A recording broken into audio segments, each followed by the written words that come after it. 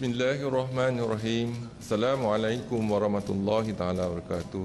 Salam sejahtera dan selamat petang kepada seluruh rakyat Malaysia.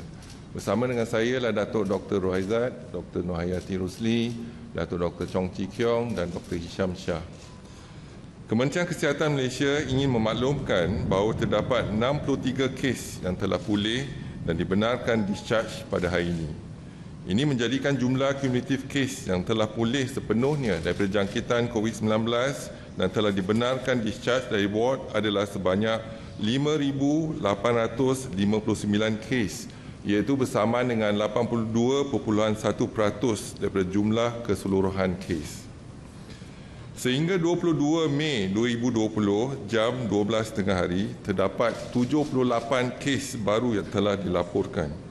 Oleh itu, jumlah kes positif COVID-19 di Malaysia adalah sebanyak 7,137 kes dan jumlah kes aktif dengan kebolehjangkitan COVID-19 adalah 1,163 kes.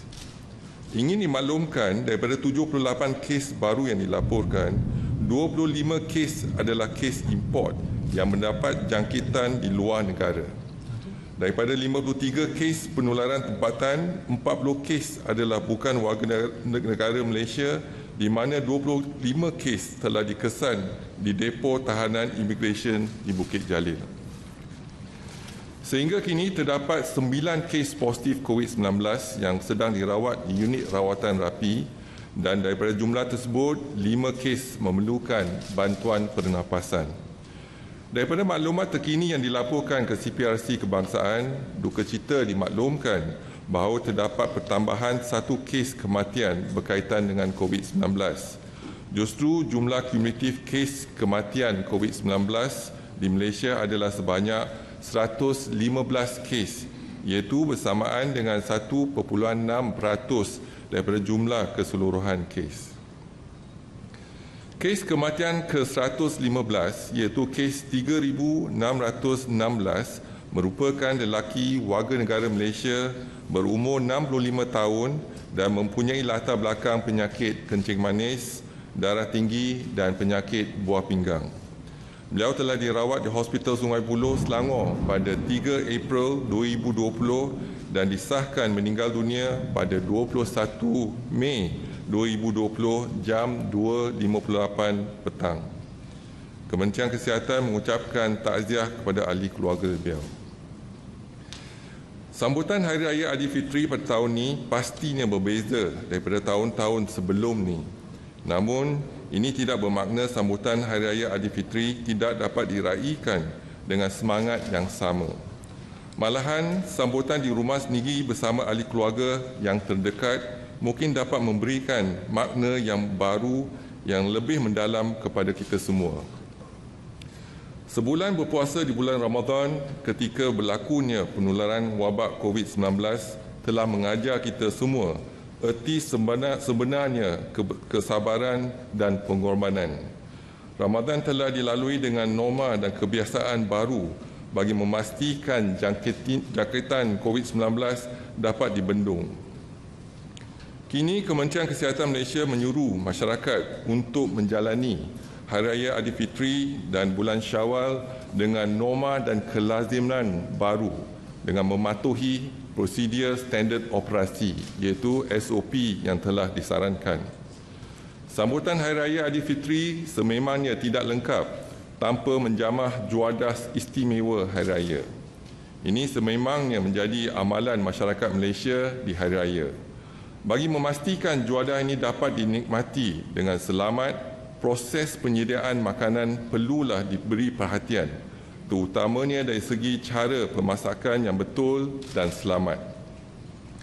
Penyediaan makanan yang selamat turut mencegah keracunan makanan. Sepanjang bulan Syawal tahun 2019, Kementerian Kesihatan telah menerima laporan 53 episod keracunan makanan melibatkan 1,995 kes.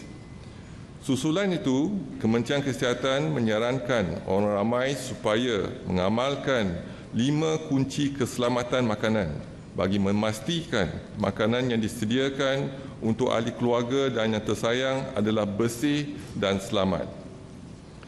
Iaitu yang pertama, amalkan kebersihan diri dan mencuci tangan dengan air dan sabun sebelum mengendalikan makanan. Yang kedua, gunakan bahan mentah yang segar dan air yang bersih. Yang ketiga, gunakan peralatan yang berasingan seperti papan pemotong untuk makanan mentah dan yang telah dimasak.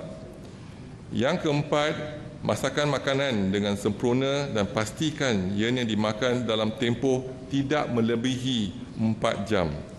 Dan yang kelima, simpan makanan yang pada suhu yang bersesuaian dan tidak melebihi 3 hari di dalam peti sejuk. Amalkan pemakanan yang sihat dan seimbang haruslah diamalkan pada setiap masa. Sehubung dengan itu, amalan 3M iaitu masak di rumah jika boleh, ini dapat membantu mengawal penggunaan minyak, gula dan garam dalam makanan. Yang kedua, makan buah-buahan dan sayur-sayuran setiap hari untuk meningkatkan kesihatan tubuh badan. Yang ketiga, minum air kosong sekurang-kurangnya 8 gelas sehari.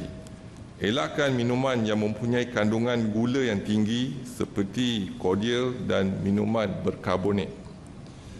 Kementerian Kesihatan ingin menasihatkan orang ramai agar sentiasa mempunyai sikap rasa bertanggungjawab semasa menjalankan sebarang aktiviti di luar maupun di dalam rumah, termasuk dalam persiapan sambutan Hari Raya.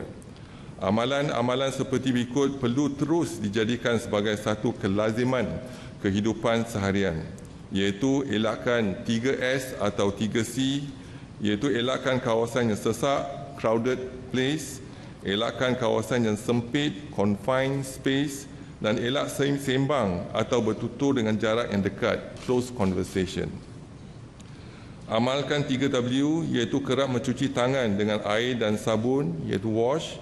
Sangat digalakkan memakai alat penutup hidung dan mulut di tempat awam atau jika bergejala, wear. Dan warn, iaitu amaran daripada Kementerian Kesihatan yang lebih berkonsep kepada peringatan seperti yang pertama, elak bersalaman dan bersentuhan. Yang kedua, amalan etika batuk dan bersin. Yang ketiga, dapatkan rawatan segera jika bergejala. Dan keempat, duduk di rumah dan elakkan kunjung-mengunjung. Yang kelima, jadikan perayaan yang bakal tiba sebagai perayaan tertutup antara ahli keluarga di rumah sahaja. Dan yang keenam ialah sentiasa lakukan aktiviti disinfeksi. Patuhilah kepada SOP dan nasihat-nasihat yang disarankan oleh kementerian, iaitu syarat-syarat seperti yang ditetapkan di bawah Perintah Kawalan Pergerakan Bersyarat. Orang yang berisiko tinggi seperti kanak-kanak, bayi, warga emas dan orang berupaya perlu dilindungi. Manakala individu tidak sihat dan bergejala dikehendaki segera menjalani pemeriksaan kesihatan. Amalkan penjarakan sosial pada setiap masa, iaitu sekurang-kurangnya 1 meter. Kementerian Kesihatan akan terus memantau perkembangan kejadian jangkitan dalam negara dan juga luar negara melalui maklumat yang diperolehi daripada pihak Pertubuhan Kesihatan Sedunia. Orang ramai akan sentiasa dimaklumkan sebarang perkembangan terkini dan kementerian akan memastikan langkah pencegahan dan kawalan yang sewajarnya dilaksanakan secara berterusan. Seterusnya dimaklumkan kluster perhimpunan di Masjid Sri Petaling.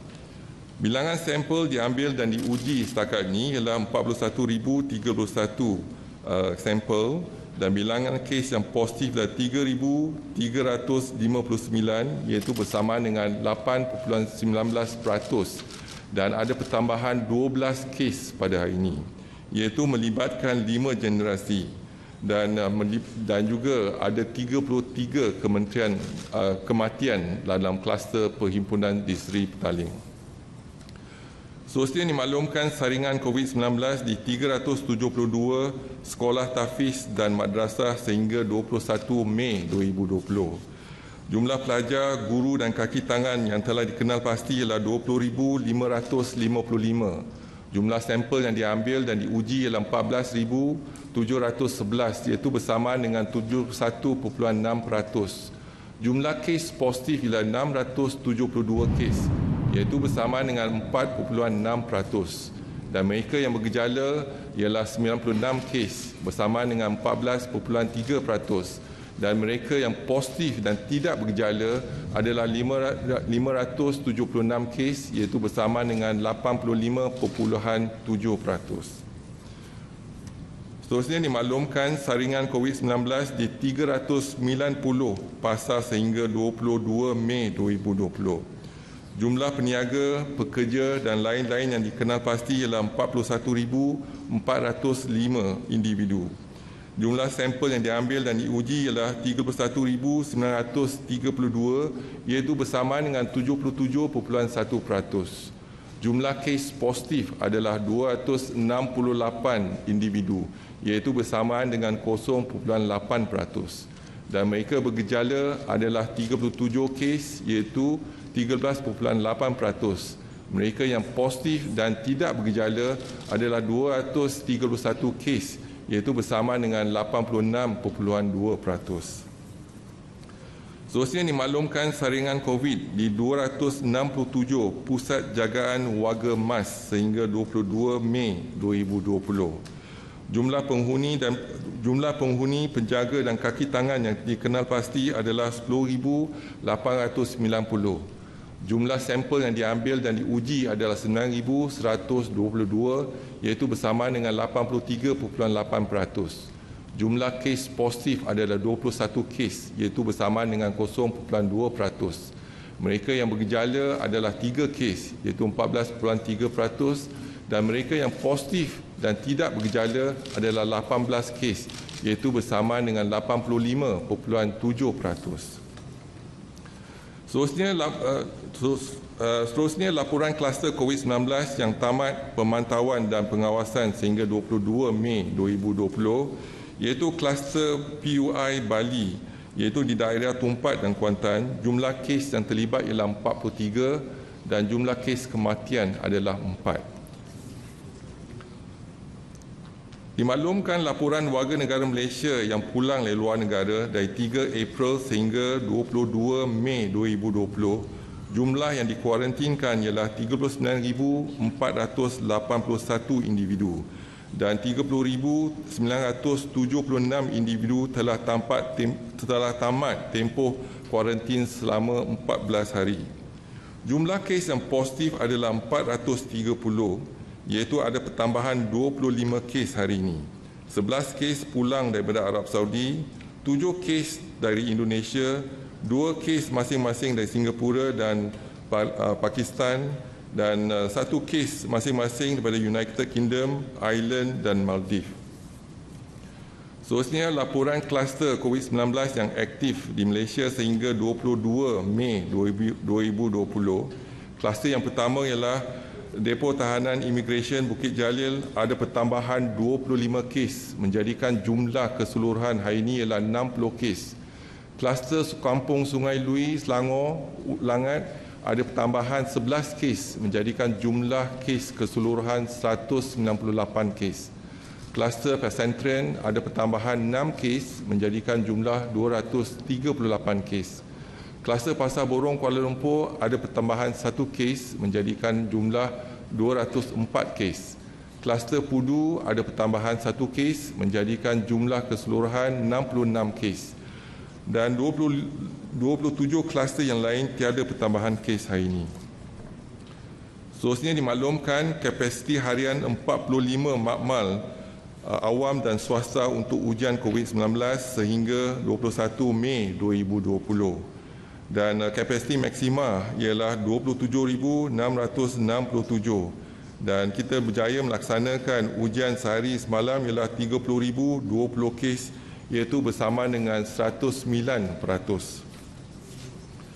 Seterusnya dimaklumkan ujian yang dijalankan untuk pesakit sebelum pembedahan adalah 13,129 individu. Jumlah kes yang positif adalah 12 kes iaitu bersamaan dengan 0.1%.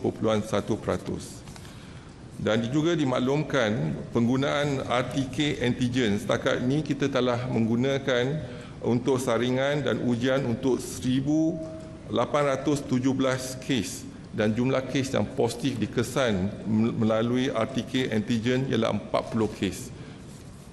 Dan juga dimaklumkan, saringan dan ujian yang dijalankan untuk bukan warga negara setakat ini ialah 27,230 dan kes yang positif adalah 1,409 bersamaan dengan 5.2%. Dan mereka yang dirawat di hospital ialah 427 iaitu bersamaan dengan 30.3%, dan 3 pesakit dirawat di ICU iaitu 0.7% dan melibatkan 4 kematian iaitu 0.3%. Dan saya buka kepada sebarang pertanyaan dan soalan, silakan.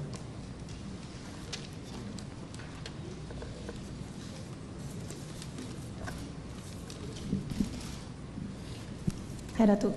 Yes. I have a few questions today. The first one is on Semenyih. Earlier today, the senior minister announced 2 cases in the Semenyih immigration depot. Was wondering what happened there, who are the cases, and is this connected to the Bukit Jalil depot? That's the first question. The second question is about India. Today, Indian media reported 1 imported case from Malaysia. I think the patient traveled from Kuala Lumpur recently. Is the ministry looking into this, doing contact tracing and all that? And the third question is on red zones. You have mentioned, or you have advised the public not to travel from red zones to green zones to prevent infection.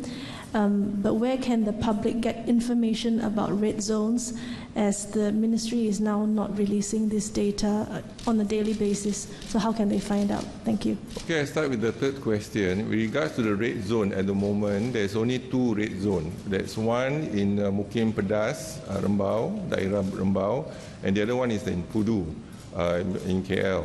So these are the 2 red zones. But we do have a yellow zone as well as identification of the yellow zone. But what is more important is we already stop interstate travel. That means if you are not allowed to go out from your respective state. So I think that is been implemented to reduce the exodus of Malaysian going back to the kampung. I think that's important, because the fear in Ministry of Health is that when actually there's the virus can be actually brought back to the kampung. And there's one example from Ampang to Kuala Kerai, for example. So with that incidents, we have been very monitoring the situation and make sure that we can reduce the impact of the virus outbreak after Hari Raya. So that's our intention. Second, with regards to the case in India, is we have a few Malaysians still in India, but what is more important, if there's a case positive, they will inform us under the IHR, International Health Regulation Committee, and once the patient been brought back, we will mandatory quarantine all the cases or the passengers from any countries as long as Malaysian citizen. So we will do our monitoring process and we will do our testing. If it's positive, we will admit to our hospital and for further isolation and management. And then the first question is regards to Depo Tahanan Immigration in Bukit Jalil as well as in Semenyih. Semenyih, we have 2 cases, but now we will screen and test all the cases in Semenyih and also in Bukit Jalil.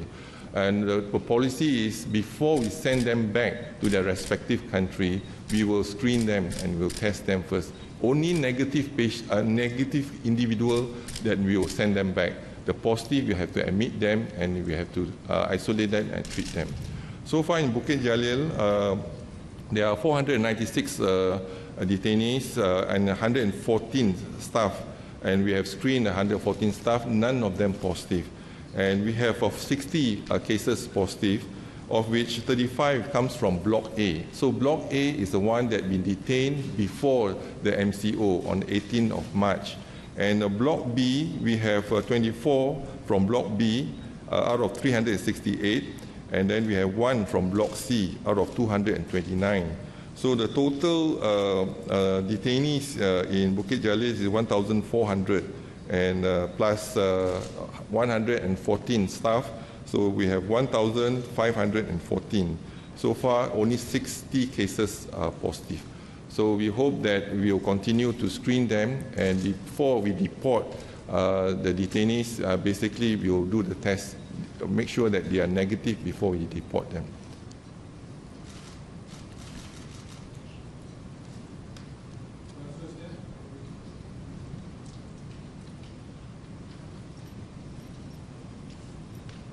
Datuk, selamat petang, Assalamualaikum. Datuk, ramai yang bertanya, adakah sambutan Hari Raya Datuk pada tahun ini hari pertama akan bersama dengan frontline yang lain? Itu saja. Terima kasih. Setiap tahun saya menyambut Hari Raya di hospital hari pertama. Jadi selepas solat Aidilfitri, saya akan pergi ke hospital dan untuk bersama dengan frontliners kita lah yang bekerja pada hari raya, iaitu hari raya pertama ataupun kedua. Jadi tahun ni pun tak ada bezanya. Jadi kita sama-sama mungkin kita akan solat hari raya di rumah dan lepas tu saya akan juga ke hospital dan untuk bersama dengan frontliners. Hi Datuk, just a follow-up. On the India case, it's not a Malaysian, as far as we understand. It's an Indian national imported from, the patient travelled from Malaysia to India. So I was wondering if the ministry is looking into the Malaysians who had contact with her or something like that. So when the patient, if they are travelling from Malaysia to India, so we are not sure where did they get infection. Even if you were to test them, for example, they may be negative, but they may be in the incubation period. And when we arrive in the respective country, then probably the virus will be detected. Likewise, when you see our patient, our Malaysian returnees from overseas, first swab, 75% of them positive first swab, and 25% of them positive the second swab on the 13th day. So which means on the first swab, it's still negative. So it is possible for them, for example, those returnees to India may be negative, but then when they arrive, so the incubation period probably is positive. So that's another. So the Indian authority need to investigate further. Likewise, when we do it for our Malaysian returnees from Indonesia, so when we brought them back, they already been tested negative, and when they arrive and then we do the testing, 77 of them positive on the first day. And then subsequently on the 13th day, and more positive had been detected. And Datuk, just on Semenyih as well, not Semenyih, sorry, Bukit Jalil, you mentioned they are now from three blocks. The Block B and Block C, were they also arrested before MCO Block or during A MCO? is basically before the MCO. Block B and Block C is during the MCO, EMCO. So during the EMCO, they placed them in Block B and Block C. And Block D is for women and children. So we will screen Block A, B, C, and D. Because as I said, once there's an outbreak, it's just like we doing the EMCO in a contained area now. There is a detention center. So we will screen everyone there, and hopefully we will identify the positive cases, and we will isolate them in our hospital, and then the close contact, probably we will quarantine them as well. So they are already in a quarantine. It's like a detention center is a quarantine center. So, but we hope that we can identify the positive cases. Assalamualaikum, Datuk. Kita lebih kurang 86 hari dalam tempoh PKP dan seterusnya PKPB. Tempoh tersebut adalah sangat lama bagi kanak-kanak dan anak-anak kecil mula merungut, terutamanya bagi mereka yang tinggal di pansapuri yang kecil. Tak banyak aktiviti boleh dilakukan dan dengan ruang yang terhad. Jadi adakah KKM mempunyai pelan untuk kanak-kanak bagi membolehkan mereka sekurang-kurangnya keluar daripada rumah untuk seketika tanpa melanggar SOP yang ditetapkan? Terima kasih dan selamat Hari Raya Aidilfitri. Terima kasih. Jadi sejak 4 Mei kita dah laksanakan kelonggaran dalam segi perintah kawalan pergerakan. Jadi kelonggaran yang kita beri termasuk untuk kanak-kanak tersebut yang duduk di apartmen ataupun rumah pangsa untuk turun di kawasan tersebut. Jadi perkara ini ialah telah kita lihat, dan juga kita sekarang ni kalau kita lihat daripada 4 Mei sampai hari ini kita telah berjaya menggunakan kaedah yang baru iaitu PKPB. Dan juga kaedah yang baru, kita tak nampak peningkatan mendadak kes selepas pelaksanaan PKPB. Jadi kalau kita bandingkan, kita kaji dua kaedah tersebut, iaitu PKP dengan PKPB. Kalau kita lihat modeling kita, PKP lagi tepat dari segi menurunkan kes, lagi efektif dari segi kita mengurangkan kes. Tetapi PKPB walaupun dia kurang efektif dibandingkan dengan PKP, tetapi sekurang-kurangnya dia tak meningkatkan jumlah kes yang tinggi ataupun mendadak. Jadi kita boleh menggunakan kaedah PKPB yang mana kos dia lebih murah daripada PKP. Jadi kalau begitu, kita sekarang ni lihat kebimbangan Kementerian Kesihatan ialah musim perayaan. Sebab daripada pengalaman ataupun data-data di luar negara, apabila ada musim perayaan dan mereka balik ke kampung, selepas tu 2 minggu kita akan lihat kes yang mendadak, meningkat secara mendadak. Jadi kita kena sekarang ni kalau boleh kita kurangkan kalau untuk mencegah ataupun mengurangkan peningkatan kes yang mendadak ni lah. Jadi kita harapkan sekarang ni bukan hanya tanggungjawab Kementerian Kesihatan dan kerajaan, tapi sekarang ni adalah tanggungjawab bersama, iaitu setiap rakyat Malaysia kena patuh kepada SOP, pastikan mereka kurangkan kunjung-mengunjung ataupun elakkan sama sekali kunjung-mengunjung dan patuh kepada SOP, iaitu penjarakan sekurang-kurangnya 1 meter, kerap mencuci tangan dan elakkan daripada perhimpunan. Dan kita walaupun bersama dengan ahli keluarga, kita tetap patuh pada SOP dan jalankan penjarakan sekurang-kurangnya 1 meter. Inilah nasihat kita kepada setiap individu dan rakyat Malaysia. Semoga mereka dapat patuh, dan kalau mereka boleh patuh, kita boleh kekalkan angka 2 digit, iaitu 2 angka, dan mungkin kita boleh kurangkan lagi kes. Kalau tidak, kes akan meningkat secara mendadak. Hi, Dato'. I'm reporter from China Press, Wang Ping. I would like to ask the question about new cases in Depot, Tahanan, Bukit Jalil, dan Semenyih. Can we get the breakdown of the nationality of both Depot? Thank you. Yeah. So today there's 25 cases. Basically, they are from Pakistan. So, and today the 25 cases are from Pakistan. Previously, they are from Block A. They are from Myanmar. So the details of breakdown we'll give you later on, because I don't have the total breakdown of the 1,400 of detainees at the moment.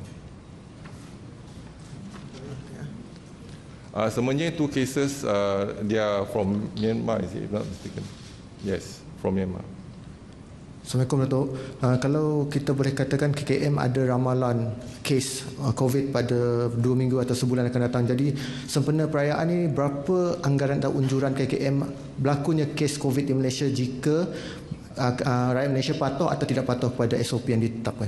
Kalau daripada modeling yang kita telah lihat dan juga kita telah maklum kepada umum, iaitu kalau kita lihat, kalau modeling kita patuh kepada SOP, kita mungkin boleh kurangkan kes, iaitu dalam tempoh seminggu, dalam tempoh 2 minggu lagi kita boleh kurangkan kes, mungkin mencapai angka 1 digit.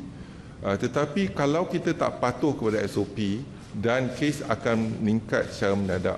Jadi bergantung kepada kepatuhan kita. Setakat ini kalau kita lihat, sebelum kita melaksanakan PKP, R0 kita ialah 3.55 dan sekarang R0 kita dalam 0.3. Dan apabila kita pulang ke kampung dan kita tak patuh pada SOP, kita juga membawa virus tersebut. Hari ini kita lihat daripada kes contohnya di pasar, dan contohnya kes-kes kluster di pasar, kluster di Warga Emas, iaitu kluster Warga Emas, 85% dari mereka tak ada gejala. Jadi maksud dia kita ada virus tapi kita tak ada gejala. Dan apabila kita pulang ke kampung, kita mungkin akan menjangkiti terutamanya mereka yang warga emas ataupun yang bayi dan kanak-kanak. Jadi kemungkinan besar kita akan membawa virus tersebut ke kampung. Melainkan kalau kita uji baru kita dah tahu kita ada positif ke tidak. Jadi kita harap apa yang penting ialah kita patuh kepada SOP, iaitu yang paling penting ialah penjarakan sekurang-kurangnya 1 meter. Yang kedua, sebelum kita melaksanakan sebarang aktiviti, pastikan kita guna hand sanitizer ataupun cuci tangan dengan air dan sabun. So yang itu yang penting. Yang ketiga, kalau boleh kita cuba elakkan mengunjung ataupun pergi menziarah kubur contohnya. Jadi sebab tempat kubur mungkin ada ramai orang kat situ, ada perhimpunan dan kita bimbang kalau ada kejangkitan COVID-19. Jadi inilah langkah-langkah yang boleh kita ambil dan kalau kita boleh patuh kepada SOP, insya-Allah kita boleh kurangkan kes jangkitan selepas Hari Raya. Ini yang pentinglah. Jadi sekarang ni kerajaan telah laksanakan iaitu kita menghalang mereka balik ke kampung, tak ada interstate travel. Jadi tak ada keluar luas sepadan. Ini yang penting. Tapi di Sabah Sarawak contohnya dia tak boleh keluar di sepadan daerah. Jadi yang tu kita hanya sepadan negeri. Jadi kita kawal sepadan negeri, pastikan kita tak keluar daripada sepadan negeri.